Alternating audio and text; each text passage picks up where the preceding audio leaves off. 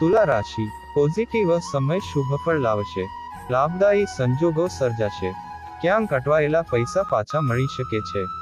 તમે સમાજમાં માન સન્માન અનુભવશો અને તેના કારણે તમે તમારું કામ શ્રેષ્ઠ રીતે કરી શકશો. નેગેટિવ તમારી ખામીઓને ધ્યાનમાં લો અને તેને સુધારવાનો પ્રયાસ કરો. જો કોઈ સમસ્યા ઊભી થાય તો ચોક્કસપણે કોઈ વિશ્વાસુ વ્યક્તિ સાથે તેની ચર્ચા કરો. આ તમને યોગ્ય ઉકેલ આપશે. આજે ક્યાંય પણ રોકાણ કરવું નુકસાનકારક રહેશે. વ્યવસાય વેપારી પક્ષો સાથે સંપર્કમાં રહો.